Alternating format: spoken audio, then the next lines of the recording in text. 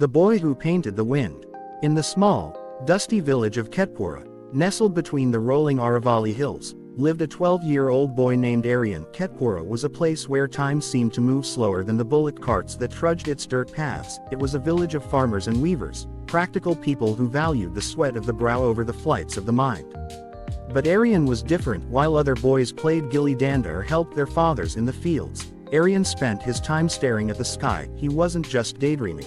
He was studying. He watched how the hawks rode the thermal currents, dipping and soaring without flapping a wing. He observed how the wind rippled through the wheat fields like an invisible ocean. Aryan wanted to fly.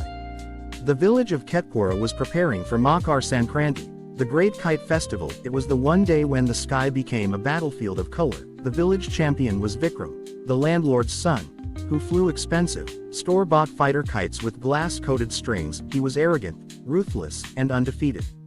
"I want to beat him," Aryan told Master G one evening, as they glued tissue paper to a frame. "Why, Master J?" I asked. "To show my father," Aryan whispered, "to show everyone that I am not broken." Master G shook his head. "If you fly for revenge, you will lose. The anger makes your hands heavy. Fly because you love the sky. Fly because the kite is an extension of your soul. Beat him because you understand the wind better, not because you hate him."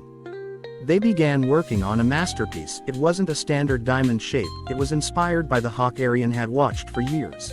A falcon design, with swept-back wings and a stabilizing tail. It required precise balance. Aryan sanded the bamboo spars until they were smooth as silk. He mixed his own glue. He painted the paper a deep, midnight blue with a single golden eye in the center. The day of Makar Sankranti arrived. The sky was a riot of pinks, yellows, and greens. Rooftops were packed with shouting families. Drums beat a frantic rhythm. Aryan climbed to the roof of his small house. His father sat in the corner, silent, watching. Aryan attached his spool. He launched the blue falcon.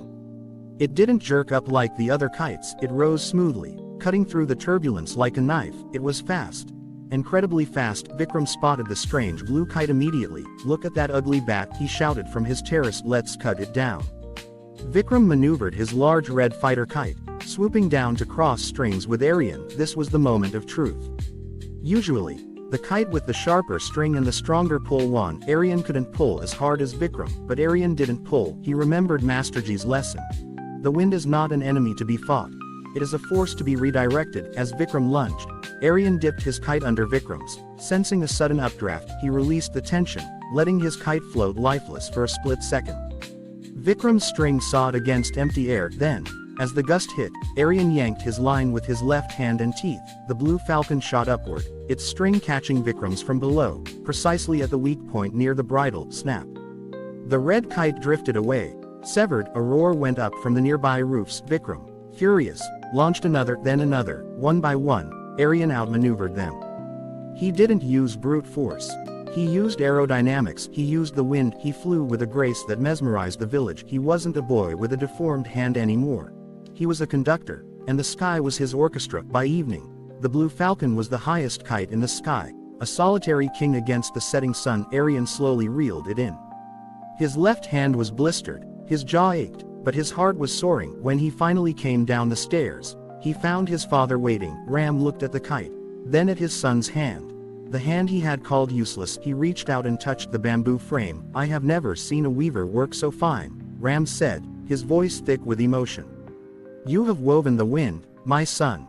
Aryan smiled, tears prickling his eyes. He realized then that Master G was right. He hadn't flown to defeat Vikram. He had flown to find himself. The obstacle he thought blocked his path, his hand, had actually forced him to find a new path, one that led him higher than anyone else could reach. Years later, Ketpora became famous not for its crops, but for its kites.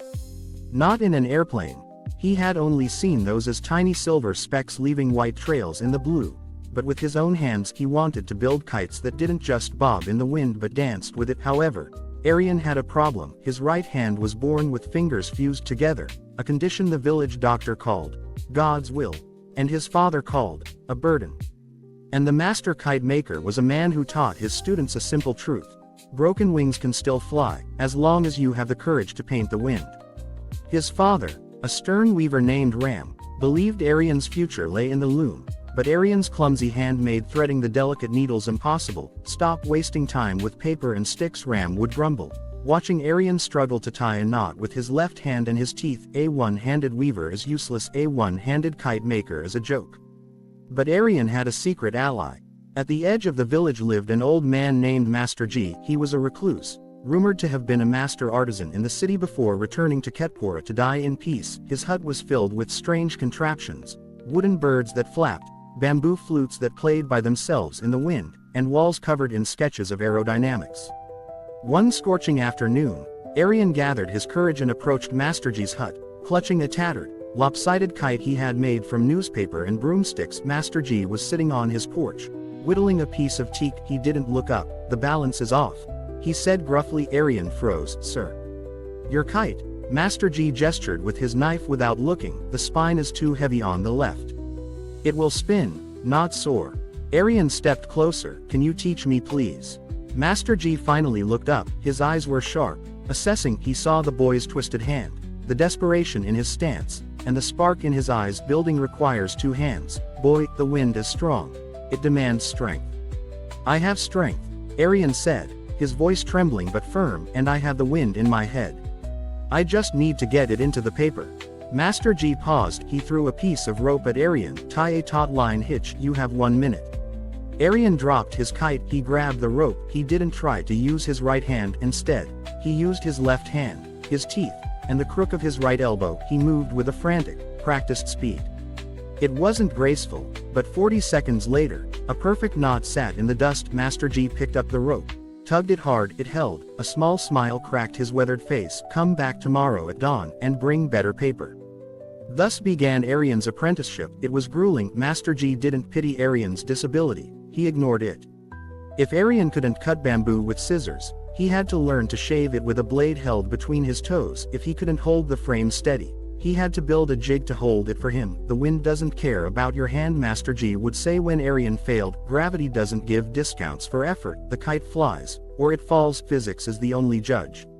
Months turned into a year.